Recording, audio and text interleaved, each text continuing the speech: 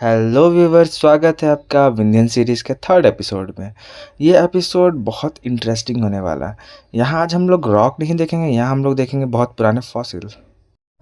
Fossil क्या होता है, जिन्हें नहीं पता उन्हें मैं बता दूँ।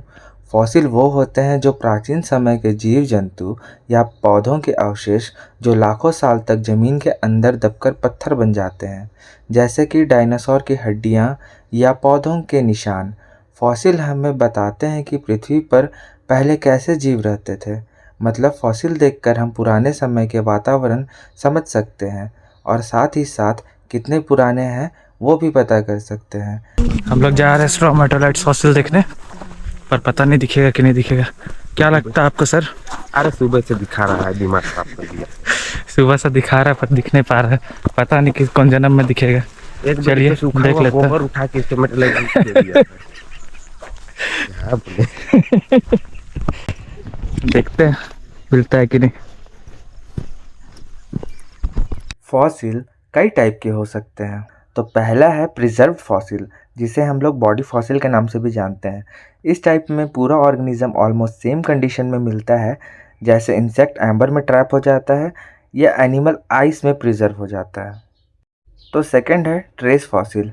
ये एक्चुअल बॉडी नहीं होती, बल्कि एक्टिविटी के साइन होते हैं, जैसे कि फुटप्रिंट्स, बोरोज या ट्रेल्स। इनसे हमें पता चलता है कि ऑर्गेनिज्म का बिहेवियर कैसा था। तो तीसरा है कास्ट फॉसिल। जब ऑर्गेनिज्म डिके हो जाता है, उसकी जगह पानी में घुले हुए मिनरल्स ले लेते हैं, तब एक सॉलिड कॉपी बन जाती है। इसे कास्ट फॉसिल कहा जाता है।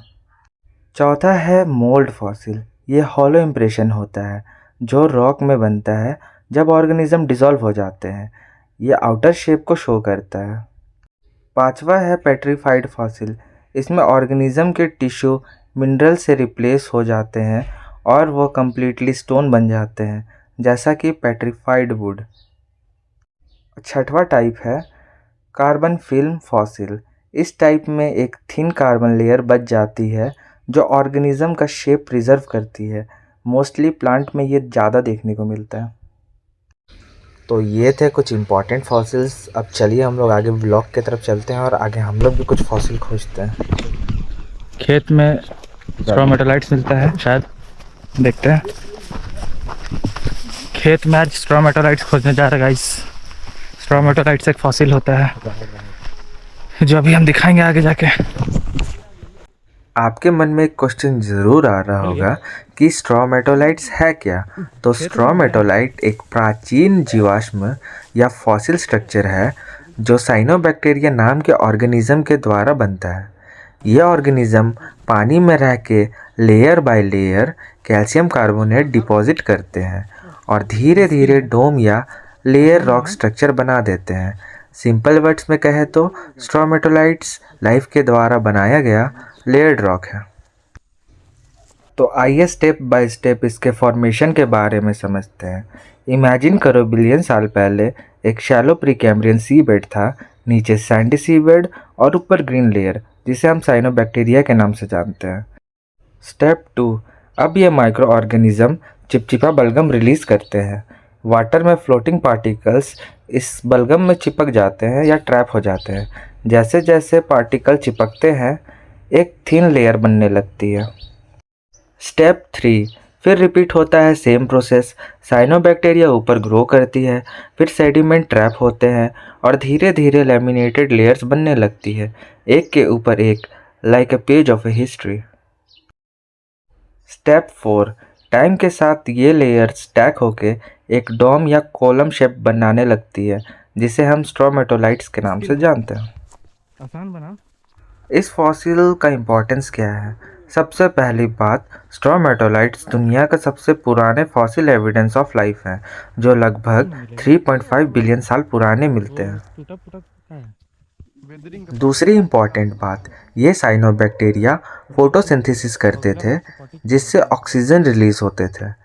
इसी प्रोसेस ने अर्थ के एटमॉस्फेयर में ऑक्सीजन का लेवल बढ़ाया, जिसे हम ग्रेट ऑक्सीडेशन इवेंट के नाम से भी जानते हैं। अगर स्ट्रोमेटोलाइट्स नहीं होते तो आज कॉम्प्लेक्स लाइफ जैसे कि प्लांट, एनिमल्स और ह्यूमंस एग्जिस्ट ही नहीं करते। हम लोग आते थे ना, मिल गए स्टोमेटोलाइट्स, लेकिन अभी जा नहीं सकते हैं। देखिए जो साफ करा हुआ दिख रहा है वो देख के पर डेगेंगे, गिर पड़े नहीं तो फिर। नहीं गिरेगा रे भाई, ये वाला एक है, तो भरोसा है, एक ये वाला है, पर पैर नहीं एक रहता ये वाला वैसे तो ये वाला है, ये भी। अरे हम बरसात के दिन में तो उसमें पानी नहीं फैलाया था, तो वही हमने मान दिया ना। स्टोमेटोलाइट है इतना बड़ा। हाँ हाँ वही तो फॉसिल है, वही वही है। अभी आप कितने का दिखता है सब है,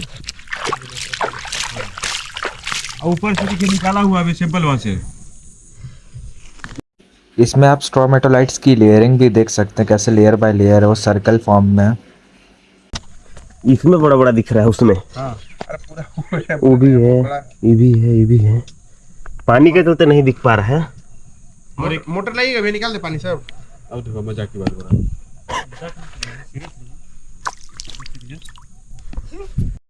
स्ट्रोमेटोलाइट्स अपनी जगह और हम अपनी जगह। तो ये थे कुछ एविडेंस जो हमें बताते हैं कि विंध्यन माउंटेन रेंज कभी एंशियंट ओशन या सैलो बेसिन का हिस्सा था। इन स्ट्रोमेटोलाइट्स को बनाने वाले माइक्रो ऑर्गेनिज्म सिर्फ पानी में ही सर्वाइव करते थे, इसलिए जहाँ भी ये स्ट्रक्चर मिलता है वो साफ सिग्नल देता है कि उस समय वहाँ मेराइन इन्वायरमेंट मौजूद था। तो ये था विंध्यन सीरीज़ का 3rd एपिसोड। आप लोगों को कैसा लगा कमेंट सेक्शन में ज़रूर बताएं और 4th एपिसोड के लिए भी तैयार रहें। तो तब तक के लिए सावधान रहें, सतर्क रहें और देखते रहें जियोलॉजी मेट्स।